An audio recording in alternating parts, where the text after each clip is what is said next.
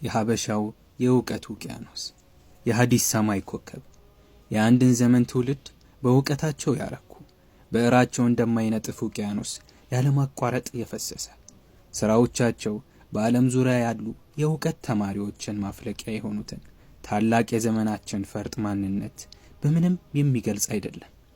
ሼክ ሙሐመድ አሊ አደም አልኢትዮፒ አልወሎይ እኚህ ዓለም አቀፍ ሙሐዲስና የዘመናችን ሊቅ ኢትዮጵያ ለእስላሙ ዓለም ካበረከተቻቸው ውድና ሕያው ስጦታዎች ብሎም ድንቅ የሐዲስ ጠቢባን መሃል በግንባር ቀዳሚነት ይጠቀሳሉ።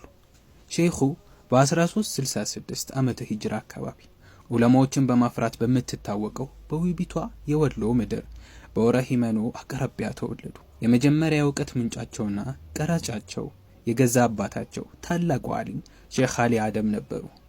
ገና በለጋ ዕድሜያቸው ቁርአንን ከአባታቸው ቀርተው ካጠናቀቁ በኋላ በሀገራችን አንጋፋ የገጠር ዑለማዎች ዘንድ ስፍር ቁጥር የሌላቸውን የኢልም ዘርፎች ከተለያዩ የእውቀት ምንጮች ለመቅሰም ረጅም ጉዞ ጀመሩ።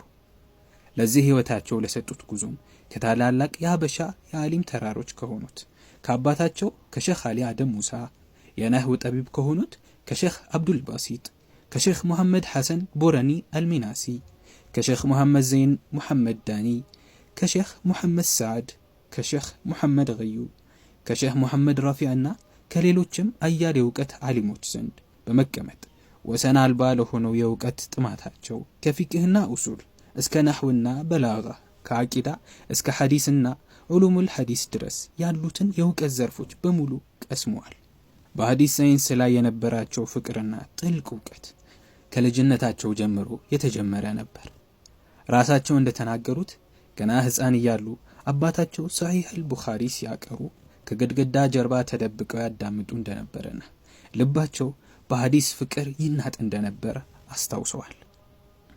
በትምህርታቸው ወቅት እንደ አልፊየቱ ኢብኑ ማሊክ፣ አልፊየቱ ሲዩጢና ሌሎች መሰል በርካታ መትኖችን ሐፍዘዋል። ከተለያዩ መሻይኾች በተለያዩ የትምህርት ዘርፎች የብቃት ማረጋገጫ ወይም ምስክርነትን ወይም ኢጃዛ ተሰጥቷል። በዚህ የመማር ማስተማር ሂደት ላይ እያሉ በሀገራችን የኮሙኒስት ስርዓት በገባ ጊዜ በዲናቸው ለመጽናት ሲሉ በ1401 ዓመተ ሂጅራ ወደ ቅድስቲቷ መካ ምድር ተሰደዱ። መካ ሲደርሱ በእጃቸው የወረቀት ሰርተክፌት ስላልነበራቸው በመምህርነት ለመቀጠር አልቻሉ ነበር።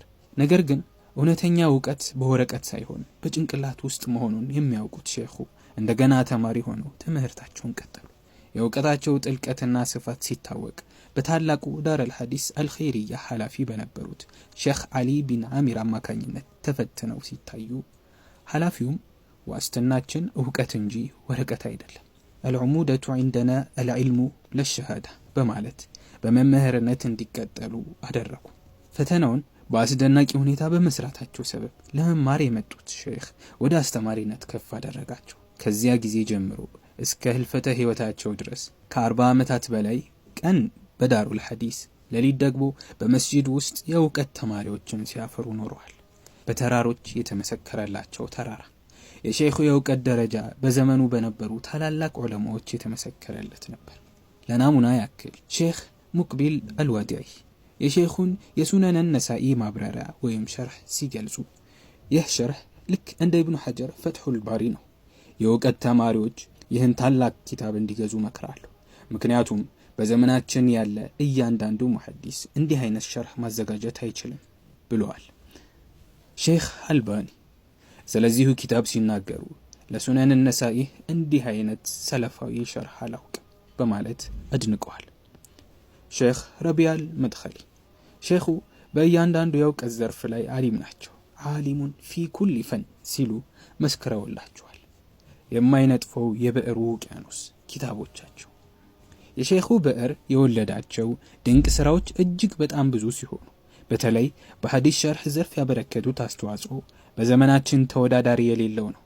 ከነዚህም መካከል በከፊል በሐዲስና ዑሉሙል ሐዲስ ዘርፍ ዘኺረቱል ዑቅባህ ፊ ሸርሂል ሙጅተባህ የሱነን ነሳኢ ማብራሪያ ሲሆን በ42 ግዙፍ ጥራዞች የታተመና በዓለም ላይ ለዚህ ኪታብ የተጻፉ ሸርሆች ሁሉ ትልቁ የሆነው ድንቅ ስራቸው አልባህሩል ሙሒጥ አልተጃጅ ፊ ሸርህ ሰሒሕ ሙስሊም ቢን ሐጃጅ የሰሒህ ሙስሊም ማብራሪያ ሲሆን ወደ 45 በሚጠጉ ጥራዞች የተዘጋጀ ሌላኛው ግዙፍ የእውቀት ማዕበል ፈትሑል ቀሪብ አልሙጂብ በነህው የአረብኛ ሰዋሰው ዙሪያ በሁለት ጥራዞች የተዘጋጀና ሌሎች ከ16 በላይ ኪታቦችን በሐዲስ ዘርፍ ላይ ብቻ የጻፉ ሲሆን በሌሎች የዕልም ዘርፎች ደግሞ المنحة الرضية في شرح تحفة المرضية تحفة المرضية نظم في أصول الفقه የተሰኘ በ3072 የግጥም ስንኞች በሱና ሰዎች መንገድ የጻፉት የኡሱሉል ፊቅህ ኪታብና ሌሎች የአያሌ ቁጥር ስፍር የሌላቸው ለዓለም አቀፍ ማህበረሰብ አበርክተዋል።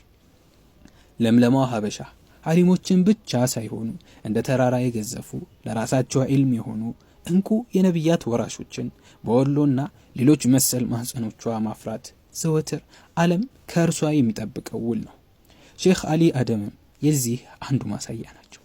ይህ በዘመናት ቅብብሎች ውስጥ እየደበዘዘ የመጣው የዑለሞች ውርስ ለዳግም ማንሰራራቱ ተግተው የሚለፉለትና የማህበረሰብን ዝቅጠት ከስሩ ለመክታት የሚቋምጡ ትጉሃንን ይፈልጋል። ከወሬ ሰፈር ከፍ ብለን በተግባር ሜዳ ላይ ዘልገን ያወራን እንደሆን ያለንበት ተጨባጭ መፈተሽ ተቀዳሚ ስራችን ሊሆን ይገባል። ለመሆኑ ልጆቻችን የት ነው ያሉት? ቀጣዩ ትውልድስ ለምን እየተዘጋጀ ነው? ዑለማዎቻችንስ የት ነው ያሉት? ለመሆኑ ዑለማዎቻችንን እናውቃቸዋለን? በእውቀት መፍለቂያ ምድር ላይ ተቀምጠን ልጆቻችንን የምናቀራበት ቦታ አላጣንም? ለልጆቻችን ሁለት ዓለም ከፍታ ሽተን የምንሄድበትስ አልጠፋንም? ዛሬ ለዑለሞቻችን ክብር ከመስጠት ጀምሮ እነርሱን ለቀጣዩ ትውልድ በማስተዋወቅ ከላይ ያነሳናቸውን ጥያቄዎች ለመመለስ የተነሱ ወንድሞችን ሐሳብና ጉዞ እንቃኛለን። ትውልድ በቁርአን ጥላ ስር ያብባል። በቁርአን መሰረት ላይ የተገነባ ማህበረሰብ